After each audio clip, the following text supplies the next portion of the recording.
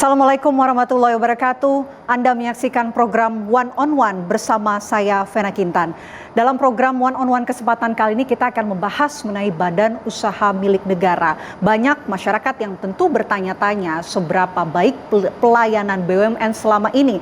Kini masyarakat diberikan kesempatan untuk memberikan penilaian secara langsung melalui Danantara Indonesia CX100. Apakah itu dan apakah ini mampu mendorong pelayanan BUMN yang lebih baik ke depannya? Kami akan membahasnya bersama dengan Chief Marketing Officer PT Danantara Asset Management. Sudah hadir bersama saya ada Pak Dendi T. Danianto. Selamat malam Pak Dendi. Selamat malam. Apa kabar? Sehat ya? Alhamdulillah.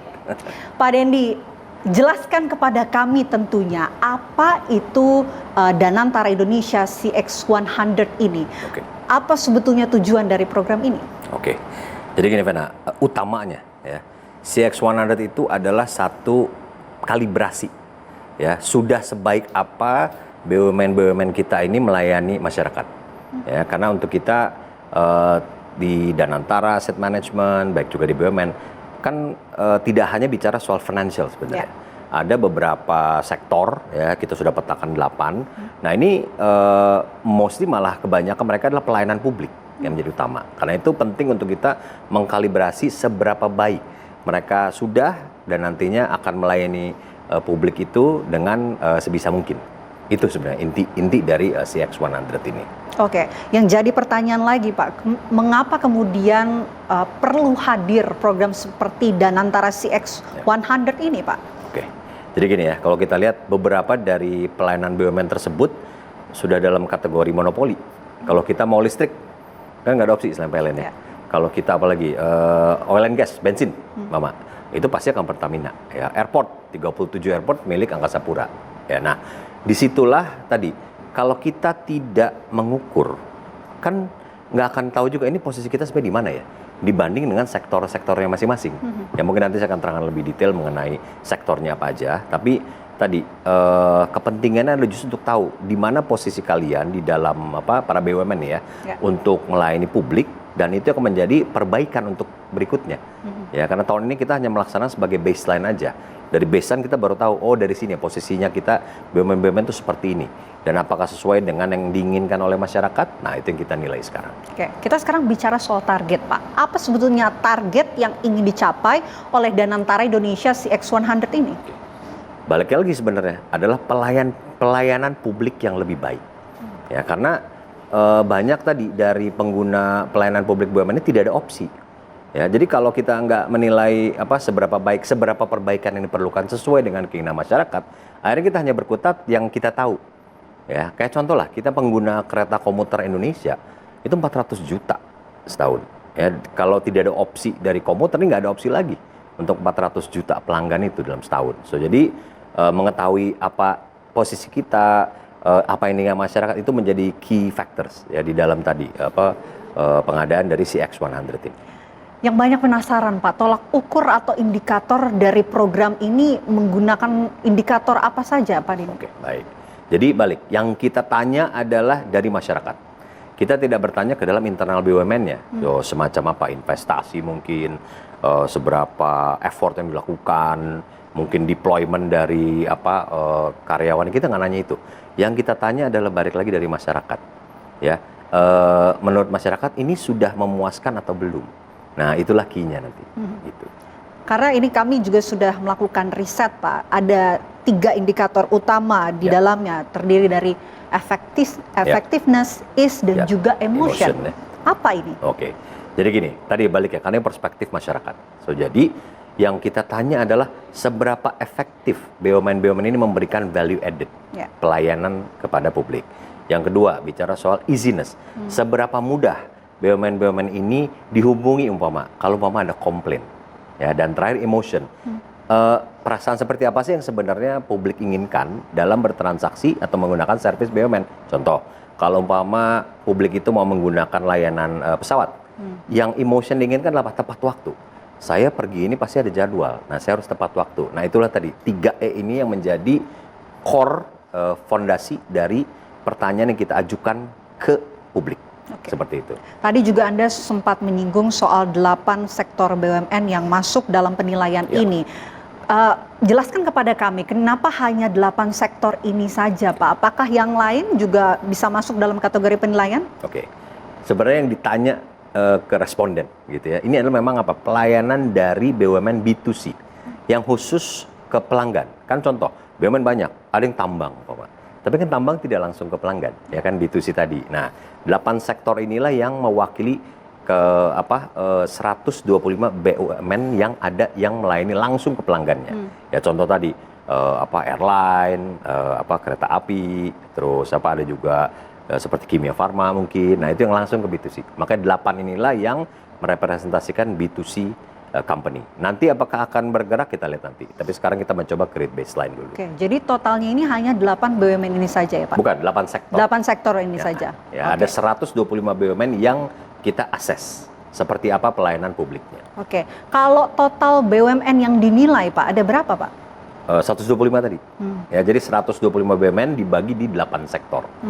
Nah, salah satu sektor terbesar umpama adalah finansial, itu ada 41. Nah, terjadi kumpulan terbesar tuh di situ. Yang lain masing-masing ada BUMN-nya lagi gitu. Oke, masing-masing sektor nih ada berapa saja? Tadi kan sudah disebutkan ada Betul. finansial. Ya. Oke, jadi contoh ya, kalau kita lihat semacam selain finansial nih, yang terutama itu adalah besar lagi ada di kesehatan. Kesehatan. Karena contoh ya, healthcare itu ada rumah sakit, ada kayak diagnostik seperti itu. Klinik-klinik juga termasuk di dalamnya, gitu. Nah, yang besar lagi ada selain tadi finansial itu di sektor pariwisata juga besar, logistik ada sekitar 11 ya. Terus lagi di sektor yang besar ada di yang namanya infratransport. Contoh adalah airport, stasiun kereta, pelabuhan termasuk dalamnya. Gitu. Oke. Jadi masif. Saya ingin kembali, Pak, untuk membahas tentunya apa sebetulnya yang membedakan dan antara Indonesia CX100 ini dengan survei kepuasan lain yang dijalankan oleh masing-masing BUMN ini, Pak. Ya, betul. Oke. Biasa gini, kalau BUMN itu melakukan tadi sektor-sektor ini masing-masing punya kayak hitungan asesmen industrinya lah, kalau dibilang. Nah, mereka fokus terhadap industri. Kalau CX100 fokusnya terhadap pelayanan BUMN secara keseluruhan. Jadi istilahnya disregard of the industry, apapun industrinya. Nah, ini ada satu yang akan melengkapi di atas. Contoh ya, kalau pelayanan kan kita mungkin tahu ya, ada CSI untuk customer experience, ada juga NPS untuk net promoter score. Nah, masing-masing harus punya. Nanti ini kan kebanyakan dari perspektif industri. Tapi kalau kita CX100 itu adalah perspektif pelanggan. So jadi inside out yang kita mau. Jadi ini bukan industri. Contoh, kita nggak interview tuh direksi tim yang mengerjakan, kita nggak. Yang kita fokus hanya di interview, di assess adalah para pelanggannya langsung. Nah, itu perbedaannya ya dengan yang ada dengan industri. Mendalami soal itu, Pak, kenapa yang jadi fokus ini adalah perspektif pelanggan, pengalaman pelanggan, bukan untuk memberikan penilaian kepada kinerja operasional dari perusahaan. Betul. Jadi gini, pelanggan itu kadang kita suka lupa di BUMN ya, bahwa apapun yang kita invest, apapun yang kita kerjakan, ini harus tahu, ini sesuai nggak dengan kemauan dari pelanggan kita. Jadi bukan dari internal perspektif. Yang biasanya internal perspektif, kalau di BUMN itu, dan juga mungkin perusahaan yang lain ya, dari perspektif keuangan, perspektif SLA dari operasional. Tapi tidak pernah ada sisi pelanggan. Karena pelanggan ini human. Ya, human ini punya kemauan yang berbeda-beda. Nah, ini kita coba cari redlining-nya. Makanya ditemukanlah tadi 3 metode 3E tadi. Ini kenapa berasal dari pelanggan, bukan dari perspektif bisnis. Ya, ini yang membedakan. Kalau bisnis dan antara sebenarnya cuma melakukan hal yang lain untuk bisnis ya. Tapi pelanggan spesifik hanya ada di sini. Oke, seberapa besar suara pelanggan nantinya ini akan mempengaruhi pelayanan ke depannya? Oke. Jadi gini, kalau bicara total ya dari pooling of votes-nya nanti, pelanggan itu 50%. Ya. Sisanya nanti ada di asosiasi, kita tanya juga ya. Di stakeholders juga ada. Ya, contoh YLKI, itu kita tanya, KPPU juga kita tanya juga nih. Nah, terus lagi ada nanti kita punya yang namanya expert committee. Ini mereka punya voting juga. Tapi semua tidak kalah besar ya dengan si pelanggan yang 50% tadi. Inilah penentu utama.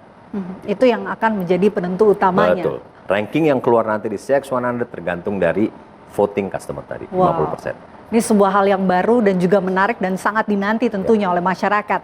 Tapi kita ingin mendalami lagi nih Pak Dendi soal bagaimana kemudian mekanisme pelanggan bisa memberikan penilaian dalam sistem ini. Oke, kita menggunakan 5 metodologi ya dalam penilaian tersebut. Satu, ini adalah 5 metodologi yang biasa dilakukan untuk research yang masif seperti ini. Satu, kita menggunakan biasa FGD, kita menggunakan juga mystery shopper, kita menggunakan juga one-on-one interview, kita menggunakan online polling, dan terakhir digital polling. Nah, digital polling inilah yang nanti kita harapkan paling besar untuk masuk data tadi, data streamnya ini. Kenapa? Karena kalau di 4 tadi di depan yang saya sampaikan, ini kita ke 10.000 responden. Tapi digital polling kita berharap sampai 20 juta responden. Karena kita akan menggunakan semua media aset dari BUMN B2C tadi, 125 yang saya sampaikan, ini akan menggunakan semua digital asetnya supaya apa? Orang ini voting nanti melalui channel masing-masing. Gitu. Dengan itu kita memberdayakan sekian banyak impressions lah, apapun matriks medianya, supaya orang partisipasi di dalam digital polling tersebut. Oke, jadi bobotnya ini berbeda ya satu dengan lainnya? Beda, betul. Ya, tapi kalau dihitung itulah totalnya menjadi 50%. Supaya terjadi cross data. Kan yang di digital mungkin tidak sedetail seperti FGD mungkin. FGD tidak sedetail lagi mungkin seperti yang kalau ada di one-on-one interview. Ya, jadi masing-masing akan melengkapi, nah jadilah total 50% itu. Oke, kita masih ingin mendalami lagi soal mekanisme penilaian serta sosialisasinya nanti akan seperti apa. Tapi kami harus jeda terlebih dahulu Pak Dendi. Kami akan kembali untuk Anda pemirsa sesaat lagi.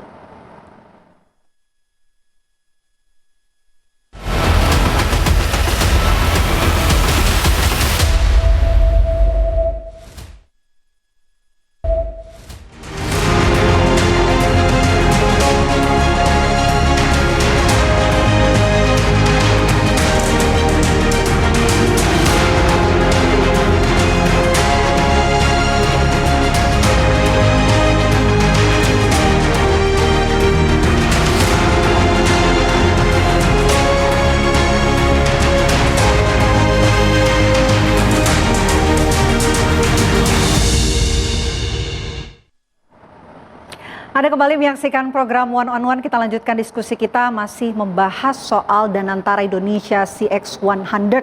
Bagaimana kemudian program ini Pak Dendi nantinya akan diperkenalkan kepada publik?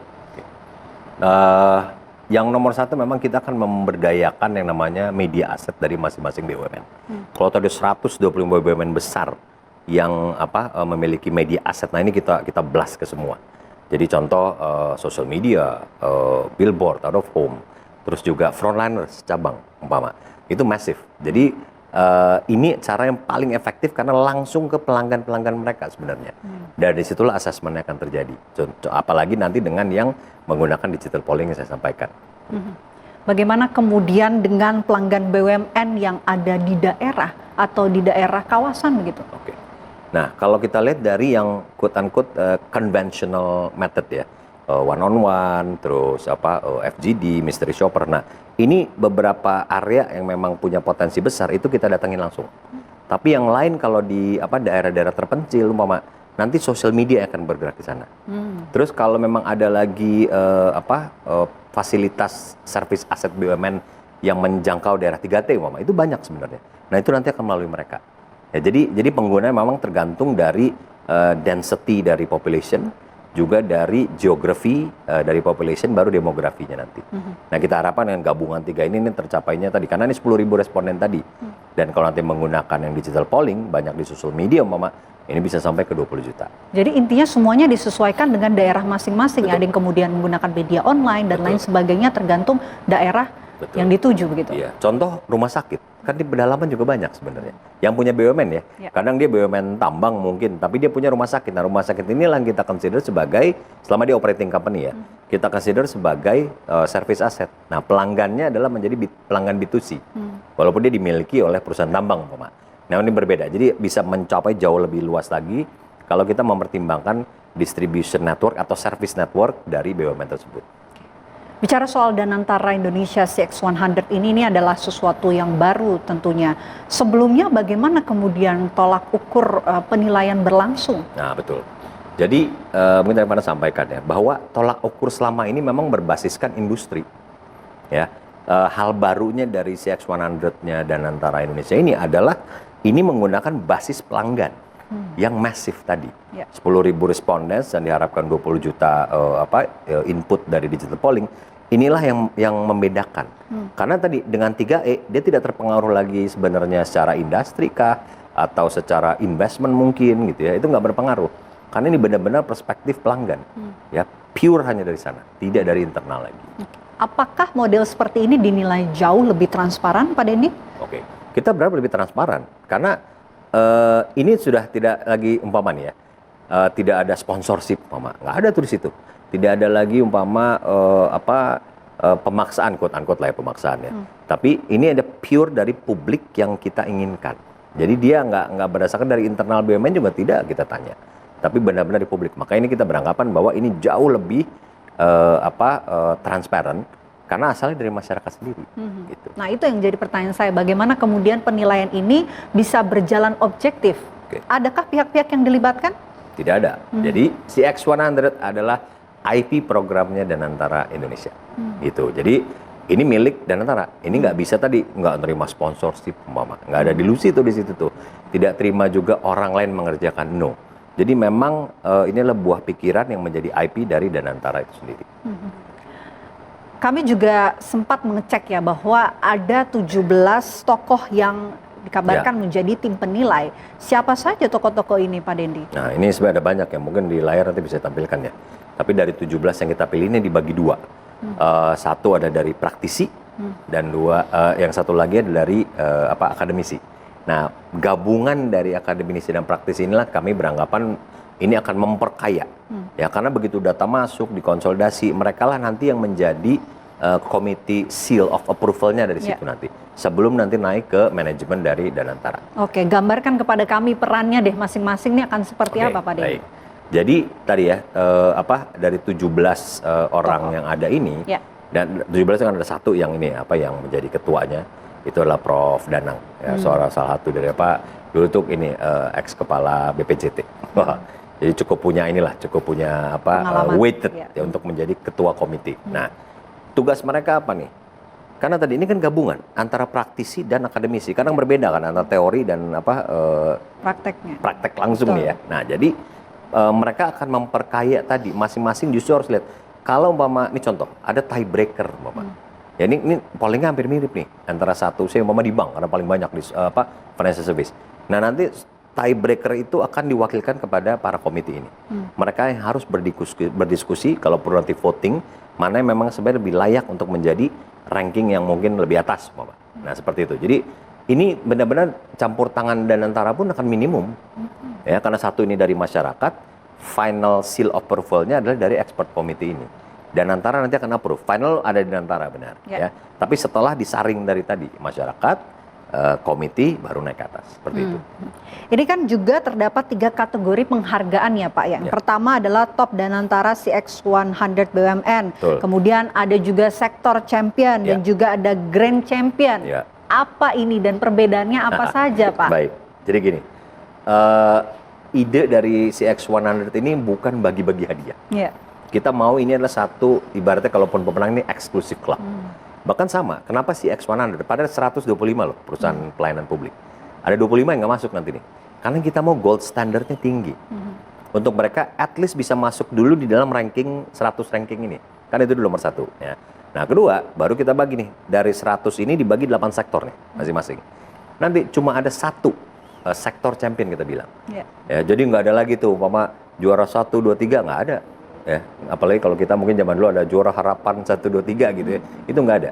Hanya 1 juara di setiap sektor champion. Nah, dari 8 yang ada nanti, ini menjadi dipilih nih 1 grand champion. Nah itu, that's the most prestigious nantinya. Kita mau buat ini tadi, ini adalah memang karena prestasi bener, bahkan champion di dalam sektornya. Ya mungkin berat, mungkin ya buat beberapa sektor, contoh adalah kayak di tadi financial service yang disampaikan, ada 41 perusahaan di situ bersaing. Ya, jadi tinggal nanti kalau nggak berhasil di sektor champion berarti di rankingnya. Ya karena tadi ini kan bukan soal berapa besar company-nya, nggak berpengaruh. Tapi apa yang masyarakat publik pikirkan, perception tentang pelayanan BUMN tersebut. Kalau ada BUMN yang nilainya rendah, apa yang akan terjadi? Oke, sebenarnya bukan terjadi gimana-gimana ya, tapi ini akan menjadi tolong ukur bagi BUMN tersebut. Apalagi kalau umpama dia cuma ada satu sektor, tapi satu sektor cuma 5 umpamanya. Itu utilitas. Ya, di situ cuma ada what I call the titans nih, ya. Apa Pertamina, Telkomsel, terus siapa Telkom Group ya di sini juga, tapi Telkomsel diwakili. Terus ada juga Pegas ya. Terus ada juga siapa satu lagi yang besar tuh, ada pokoknya dari 5 ini cuma 5 di sini. Yeah. Ini bayangin kalau mereka berlima aja terus di bawah, nah bayangin, oh ya berarti saya masih kalah nih sebenarnya, kan gitu ya. Jadi itu tadi kinya. Sekarang kita bicara soal hasil, Pak Dendi. Ini hasilnya kapan akan diumumkan oleh publik begitu, dan prosesnya sebetulnya butuh berapa lama? Betul. Jadi kalau mulai dari persiapannya udah setengah tahun ya. Tapi pollingnya itu assessment kita mulai dari bulan Juni-Juli ini. Juni-Juli. Ya, Juni-Juli ini adalah polling dan assessment. Nah, di bulan Agustus itu akan dikonsolidasi data. Nanti di-announce lah di September, bulan September. Kita rencananya nanti di tanggal September 4. Yaitu adalah Hari Pelanggan Nasional. Gitu, rencananya seperti itu. Sulit gak sih Pak untuk kemudian melibatkan atau mengajak masyarakat untuk menggunakan polling ini? Sebenarnya tidak sulit kalau memang semua bergerak untuk mengkomunikasikan. Makanya key-nya di sini apa? BUMN berpartisipasi. Saya contoh digital polling tadi, yang kita harapkan puluhan juta bisa masuk nih. Itu supaya apa? BUMN ini bergerak bahwa ayo ingatkan kembali ke publik, ke customer Anda masing-masing, bahwa bagaimana pendapat Anda, apa yang perlu kita perbaiki. Nah gitu. Key-nya sebenarnya di situ. Kalau mereka semua berpartisipasi tidak susah. Tapi kalau tidak peduli, nah itu beda masalah ya. Nah makanya nanti ranking ini akan menentukan seberapa aktif mereka mempersiapkan, mengoperasikan layanan dan juga mengkomunikasikan layanan ini. Komunikasi soal penting kan. Walaupun di sini bukan komunikasinya, tapi tentang pollingnya tadi. Gitu. Oke. Perubahan seperti apa sih Pak Dendi yang diinginkan oleh Danantara Indonesia CX100 ini untuk disampaikan begitu kepada publik? Oke. Sebenarnya gini Pan, main objektifnya nih, ini kita lagi merubah mindset ya. Dari perspektif biasanya BUMN itu bilang, landlord nih pikirannya, kalian itu udah landlord. Nah itu pendapat masyarakat ya. Nah ini yang kita coba rubah. Kita semua di BUMN itu bukan landlord, kita ini adalah pelayan publik. Ya ingat, the key adalah publik. Nah kenapa? Yang kita layani adalah publik, Bapak jangan berpikir seperti ini perusahaan kita. Ya balik lagi ini yang shareholder terbesar ini kan masyarakat Indonesia. Jadi pelayanan publik lah menjadi key-nya. Nah ini yang lagi kita coba rubah. The big objective, goal and objective itu adalah untuk merubah perspektif dari BUMN yang landlord mentality menjadi pelayan publik mentality. Itu sebenarnya end goal. Oke, itu perubahan yang diinginkan ya tentunya ya. Betul. Kita ingin mendalami lagi Pak Dendi soal target seperti apa setelah penilaian dari Danantara Indonesia CX100 ini. Tapi kami akan kembali untuk Anda sesaat lagi, pemirsa, tetaplah bersama kami.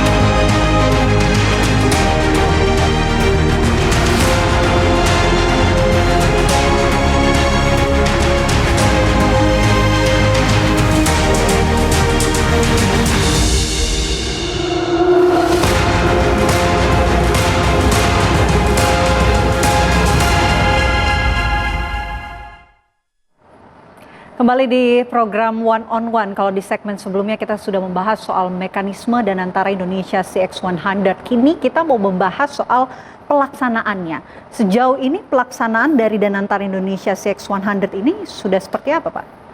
Sekarang sudah memasuki masa polling, termasuk juga yang ultimate-nya digital polling. Jadi mudah-mudahan dengan tepat waktu untuk masa polling dan assessment ini, kita nanti setelahnya akan masuk ke masa konsolidasi data. Yang agak lama sebenarnya data nanti. Karena kan kita berharap ada tadi digital polling terutama ya, jutaan data masuk. Nah ini kita akan lihat supaya tadi hasilnya bisa transparan dan juga akurat. Oke, itu harapan kita ya. Tapi setelah hasilnya nanti keluar Pak Dendi, evaluasi seperti apa yang akan dilakukan kepada BUMN yang mendapatkan nilai rendah? Saya buat yang rendah ya. Interesting. Jadi gini, sebenarnya ini bukan soal peringkat yang nanti menjadi hukuman. Ini bukan seperti itu. Ini akan lebih ke konsolidasi internal. Nah, disinilah memang terutama di dalam function CMO Office kalau di antara asset management, ini untuk mengukur dan juga mengawal proses transformasi BUMN ini. Karena yang kita harapkan transformasi sebenarnya kan. Ranking itu hanya menentukan posisi. Tapi transformasi mau seperti apa, nah ini menjadi key. Transformasi ini bukan cuma sekedar perubahan kecil, tapi ini mulai dari mindset orang-orangnya, itu kita bilang employee experience. Mindset dari cara bisnis proses, lebih mudah untuk pelanggan atau enggak.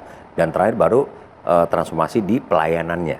Jadi 3 inilah yang kita pantau, supaya tadi, yang apalagi yang rendah, ini akan menjadi masuk dalam radar kita. Apa sih your plan? Untuk the next apa, short termnya apa, medium term apa, 5 tahunnya mungkin apa. Nah itu akan kita pantau nanti. Oke, kita tidak bicara soal tinggi dan juga rendahnya ya, tapi bagaimana kemudian memastikan BUMN ini mendapatkan nilai yang memuaskan begitu dan juga menjaga kualitas kepada masyarakat. Betul, karena yang menilainya kan masyarakat sekarang. So jadi kalau nanti listing ini keluar, nih masyarakat pasti tanya, oh benar nih yang ini masih kurang, atau oh benar nih yang ini memuaskan tapi bisa dia memuaskan lebih. Nah, conversation itu pun nanti kita akan coba cek ke masyarakat ya. Karena kan kita juga deploy yang namanya social media listening, yang nanti akan kita lihat nih dari masing-masing BUMN mana sih yang positif sentimennya, yang negatif sentimennya masih besar. Nah ini yang kita pantau nanti. Apakah Danantara Indonesia CX100 ini akan menjadi penilaian rutin setiap tahunnya? Betul, ini akan menjadi yearly event. Karena tadi yang saya sampaikan ya, bahwa ini masih menjadi baseline tahun ini. Nah tahun depan ini kita harapkan bisa menjadi KPI untuk nanti masing-masing BOD-nya. Karena kalau menjadi KPI ini nanti menjadi ini kan serangkaian activity yang masuk di dalam agenda korporasi. Gitu. Jadi pelayanan ini harus menjadi agenda utama nantinya sebagai customer centric companies untuk BUMN itu. Apakah program ini akan menjadi standar untuk menghasilkan pelayanan dunia ke depannya? Oh, iya. Jadi gini ya. Sekarang ini kan sudah interconnected global conditions lah ya. Contoh, kalau orang terbang dari satu airport ke airport lain, kan pasti membandingkan. Nah, kita juga mau tadi semua service aset kita ini sudah world class standard kita bilang, ya. Karena di situ kita akan juga merepresentasikan peradaban bangsa loh. Ya, pelayanan masuk gampang aja. Lihat nih toiletnya bersih atau enggak, AC dingin atau enggak. Antrian saya ngantri pada saat masuk airport, stasiun kereta mungkin itu akan merepresentasikan bangsa. Makanya moto kita di Danantara Indonesia penting untuk bisa memastikan bahwa pelayanan ini masuk yang saya bilang tadi gold standard. Gold standard itu sebenarnya adalah tadi sesuai dengan benchmark yang ada di dunia. Itu yang kita inginkan. Oke. Yakinkan kepada kami, Pak Dendi, bahwa setelah hasilnya ini keluar, pelayanan BUMN ke depannya akan tetap baik, walaupun memang pelayanannya ini akan berlangsung lagi tahun depan. Ya, benar. Jadi gini, kalau meyakinkan mungkin let the history tell. Tapi seenggaknya yang kita bisa lakukan sekarang adalah ini kan sedang merubah ideologi komitmen. Ya makanya kalau di awal mungkin pernah lihat ya, melayani sepenuh hati nih. Ini ideologinya dulu. Once ideologi ini sudah menjadi komitmen transformasi tadi, dia nanti akan menjadi culture. Nah penjaminnya sebenarnya itulah culture. Mungkin kita lihat dari beberapa BUMN yang besar ya, mulai dulu kalau memang foundersnya atau manajemen yang meninggalkan legacy pelayanan seperti ini, dia akan terus nih. Nah itu yang sebenarnya tadi yang Fana bilang bisa menjadi satu guarantee kita. Yang penting apa? Dia menjadi legacy of service culture. Nah itu yang kita lakukan. Oke. Setelah penilaian juga hasilnya sudah keluar, pemantauan seperti apa yang akan terus-menerus begitu dilakukan agar kemudian pelayanan ini tetap bisa konsisten ke depannya? Oke. Sebenarnya balik ya, seperti juga semua controlling system lah saya bilang. Ini yang harus diterapkan. Controlling system itu bisa berupa pelaporan rutin apabila memang ada pelayanan yang harus ditingkatkan. Karena tadi begitu ranking ini keluar kita bisa lihat. Apalagi kalau ini masuk dalam sektor yang crucial, yang safety-nya harus tinggi, atau sensitivitasnya tinggi. Nah inilah sektor-sektor yang akan kita pantau. Controlling system ini akan berjalan tadi dengan berbagai macam tools yang ada, contoh social media listening. Kita akan bisa lihat mana sih yang lagi punya masalah nih, percakapan di social media tinggi, dia negatif. Nah itu kita akan kontrol. Jadi Danantara punya peran sebagai strategic holding. Di sini adalah untuk create controlling system tadi yang bisa berkesinambungan nih. Ini nggak cuma benar, nggak cuma berakhir sampai di listing indeksnya keluar, tapi gimana untuk kontrol setelahnya. Nah ini memang memerlukan dinamika tersendiri di dalam kontrol tadi. Oke, Karena untuk mempersiapkan tadi itu. Setelah hasilnya keluar akan ada rekomendasi kan yang akan diberikan kepada perusahaan BUMN tersebut ya. Benar. Oke, bagaimana kemudian mengukur rekomendasi tersebut dijalankan begitu Pak? Oke, balik ya ke yang namanya kontrol sistem itu ujungnya adalah soal konsistensi. Nah ini yang memang Danantara Indonesia sebagai strategic holding harus konsisten di dalam kontrol apa sih yang sudah dikerjakan before and after-nya. Nah ini key-nya. Tanpa konsistensi itu beranggapan bahwa setelah indeks keluar ya udah gini ya kalian bekerja sendiri nggak bisa. Tetap harus kita kontrol secara continuity-nya nanti. Untuk manajemennya, evaluasi khusus seperti apa yang akan diberikan begitu? Oke, jadi memang kami merencanakan supaya nanti hasil dari CX100 ini menjadi yang namanya CX Maturity Index. Nah, indeks inilah yang menjadi KPI direksi tadi. Karena begitu jadi KPI direksi, dia akan turun menjadi KPI dari tim di bawahnya kan. Jadi menjadi KPI korporasi. Supaya tadi semua menjadi customer centric company. Nah, ini memang hanya bisa kontrol kalau menjadi salah satu dari KPI dari boardnya seperti itu. Oke, kita ingin mendalami soal tantangan yang dihadapi untuk kemudian memperbaiki kualitas pelayanan dari Danantara Indonesia CX100 ini. Tapi kami harus jeda terlebih dahulu. Usai jeda, program One on One akan kembali untuk Anda sesaat lagi.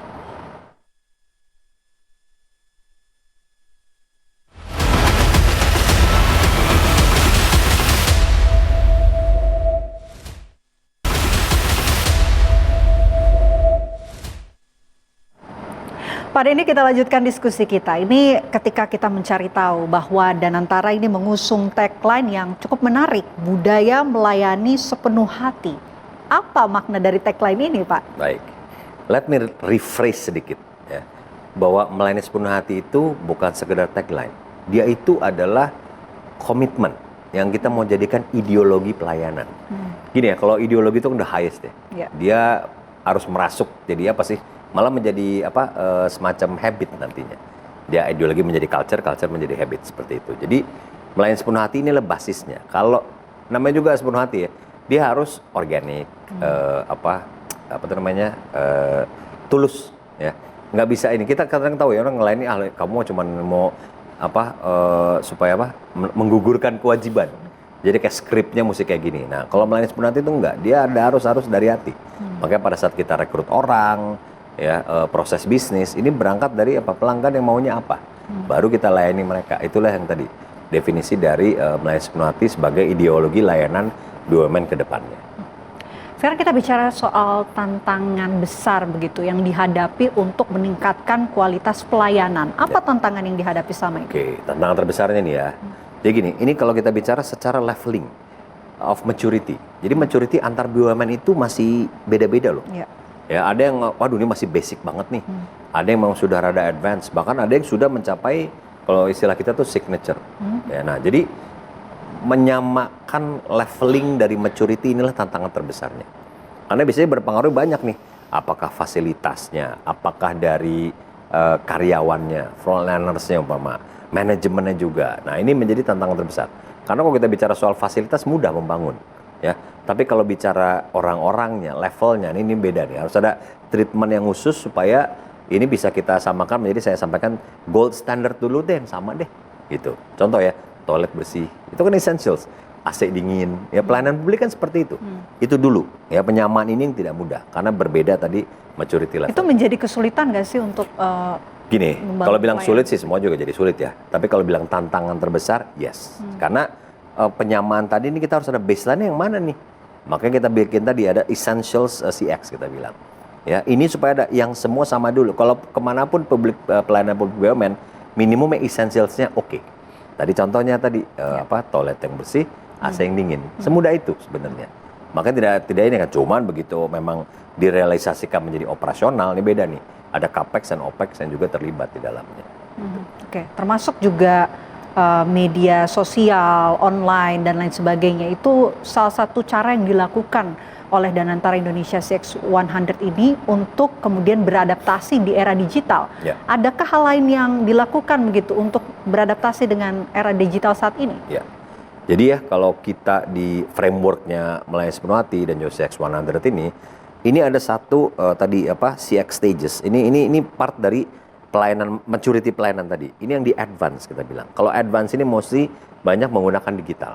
Dan sebenarnya kita bisa lihat ya, kayak contoh bank-bank himbaranya BUMN itu rata-rata sudah kuatnya di digital. Bahkan beberapa sudah migrasi ini. Pelanggan udah nggak ke cabang lagi. Jadi sebenarnya udah menjadi satu kesatuan. Orang sekarang pesan tiket pesawat, saya mau kereta api contoh, ya kan? Ini semua sudah masuk di ranah digital. Nah sekarang tinggal kita lihat penggunaan digital ini sesuai dengan yang customer butuhkan atau enggak, nah, gitu.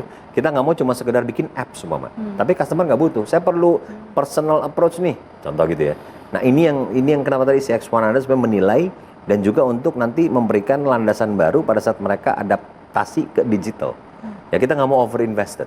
Kita mau orang itu memang benar-benar invest ataupun meningkatkan pelayanan digitalnya sesuai dengan kebutuhan pelanggannya. Kinya itu. Oke.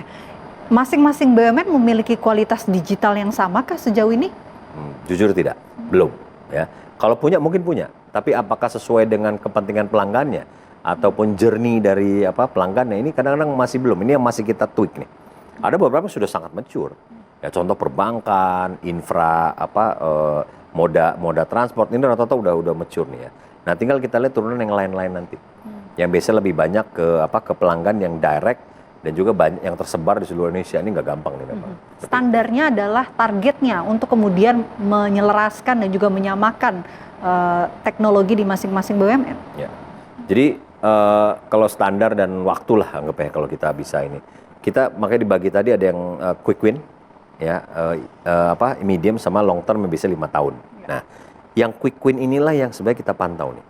Karena bisa berhubungan dengan yang essential tadi. Kalau orang mau membeli tiket kereta tapi akurat, jadi harus develop itu dulu. Orang atau mau membeli satu produk finansial yang hitungannya benar, nah, mungkin fokusnya di situ dulu. Jadi balik di essential saya dulu. Ya quick win yang kita cari. Jadi time frame-nya jangan berandai-andai ini menjadi satu yang super canggih, super apps gitu, nggak seperti itu. Nggak semua memerlukan super apps contohnya. Ya. Sekarang kita bicara soal pelayanan BUMN ideal di masa depan, Pak Dendi. Ya. Seperti apa idealnya? Ideal itu sebenarnya balik ke seperti prinsipnya dari customer experience, bahwa sesuai dengan journey passenger. Ya, karena gini, tanpa kita tahu ini journey-nya, contoh ya, kalau orang menggunakan pesawat, journey-nya apa aja sih? Pada saat check-in seperti apa, kalau dia keluar negeri di imigrasi nanti seperti apa, pada saat dia menggunakan lounge semua seperti apa. Nah itu journey. Idealnya adalah setiap BUMN tahu dari journey-nya masing-masing. Makanya nanti next initiative dari kami di Danantara Asset Management create yang namanya nanti CX based marketing. Jadi marketingnya sudah berdasarkan customer experience. Ya kita bicara persona pelanggan, ini mesti tahu banget nih. Beda tiap orang yang pergi dengan objektif yang perginya juga berbeda. Ini pelayanannya mesti berbeda. Contoh deh, jemaah haji pelayanannya beda dengan orang keluarga yang mau berlibur, seperti itu ya. Nah journey ini penting, itulah yang idealnya menurut kita. Pesan Anda kepada masyarakat agar kemudian berpartisipasi begitu dalam penilaian Danantara Indonesia CX100 ini. Ya. Oke, jadi kalau ada pesan utama kepada masyarakat, tolong ikuti polling ini. Ya, karena polling ini, makanya kita bilang kan, 1 menit untuk perubahan pelayanan BUMN. Ya. Jadi cuma dengan polling memang kita desain untuk 1 menit ya, karena bisa lebih dari 1 menit orang udah bosen, akhirnya nggak ikut pollingnya malah. Ini supaya apa? Justru perubahan ini kita harapkan datang dari publik. Ya publikah yang menentukan, saya maunya kayak gini ya. Yang menurut saya standar terbaik adalah seperti ini. Keperluan saya adalah ini. Nah itu ada di dalam polling tersebut. Karena itu makanya kalau nanti dari masyarakat ada yang istilahnya terekspos ke digital polling akses ini, tolong ikut, tolong berpartisipasi. Karena dengan itulah kami di BUMN akan tahu mana yang harus kami perbaiki, mana yang harus kami tingkatkan. Kalau memang pelayanannya sudah memuaskan. Oke, sekarang kita bicara soal sosialisasi Pak. Bagaimana kemudian sosialisasinya ini kena begitu di masyarakat, semua juga paham dan mengetahui mengenai adanya program penilaian ini. Ya. Jadi gini, sosialisasi ini makanya menggunakan semua media aset dari BUMN dan juga service aset. Ya, perbedaannya apa? Media aset kan contohnya billboard, social media, website. Ini masing-masing mengeluarkan di situ link yang kita punya supaya orang berpartisipasi. Ada lagi yang menggunakan service aset. Contoh frontliners. tellers mungkin yang mau di check in kalau di airport gitu ya, atau juga kalau ketemu dengan direct sales people, kalau mama contoh kayak seperti di insurance. Nah mereka lah yang kita harapkan menggerakkan tadi, both di media aset dan juga di service aset BUMN. Ini akan kita punya akses ribuan ya supaya bisa tersebar kemana-mana nanti si komunikasi campaign ini. Gitu. Oke.